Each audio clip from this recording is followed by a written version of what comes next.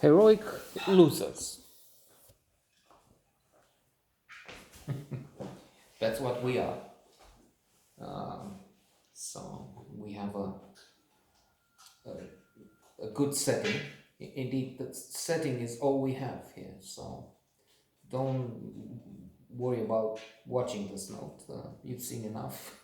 We're just briefly in that Malcolm Gladwell, the classic Blink, the power of thinking without thinking, thin slicing theory in psychology. We give a brief idea, and in under a minute, this is the representation of heroic losers. Now, I don't know about the movie, well, also the movie. I don't think the movie is really good enough, but I may be wrong. And that's a pity because they have Ricardo Darin as Fermi, the main character in it. Ricardo Darin is probably or surely the best Argentinian actor, but one of the best there are worldwide.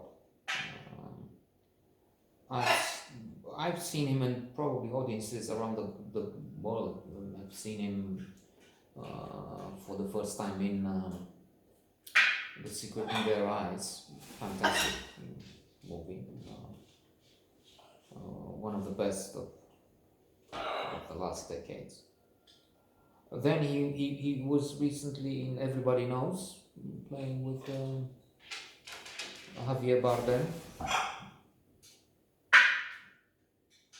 the infamous villain of for which he won the Oscar, No Country for Old Men, and well himself, Javier Bardem, one of the very best, one of the creme de la creme, the elite, and Penelope Cruz, one and two, and also Wild Tales, the three wonderful, excellent movies. Now, like everyone, Robert De Niro, Al Pacino for the last 20 years has done nothing significant for this viewer, but well, who am I to judge? I'm just saying that other actors have had to and have to be part of projects that are, on the one hand, not really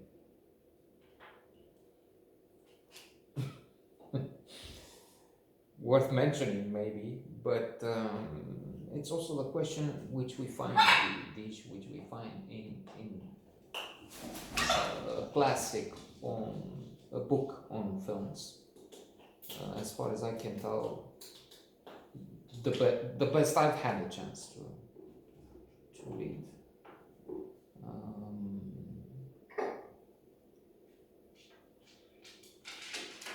Adventures in the Screenplay by William Goldman, which is much better than Kid Stays in the Picture, Who the Hell is in It, Peter Bogdanovich,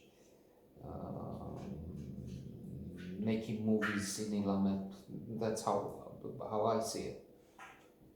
So we learn so much about stars like Dustin Hoffman, like Al Pacino, Robert Redford, how we got the chance to have James Dean, Marlon Brando, Paul Newman, because Montgomery Clift didn't participate in projects that would launch the three aforementioned superheroes, super actors. On the Waterfront, Somebody Up There Loves Me, and He's the Vida. And then William Goldman mentions I will repeat the name, Adventures in the Screenplay, mentions the fact that they don't know, nobody knows what will work, what will be fantastic, and what will fail. And maybe we have an excellent example this year in Nomad Land, which is what, 10-1, what, 50-1, a huge favorite to win after its path with the Golden Globes, with the Producers Guild prizes and so on, and everything else. Nomadland is what, 95% sure to win the Best Motion Picture award. And when you look at it, when they were making it, I don't think they were sure this it's going to be such a hit. Not at the box office, I guess. When you look at the story of Nomadland, Frances McDormand, well, through having her on board, that's already a good argument, a good, excellent advantage. But the story is depressing and doesn't look like something people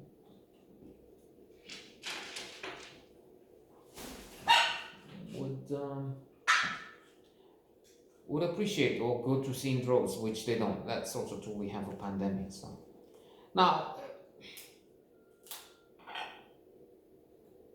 this heroic losers. The title is an oxymoron. True, entitled to, meant to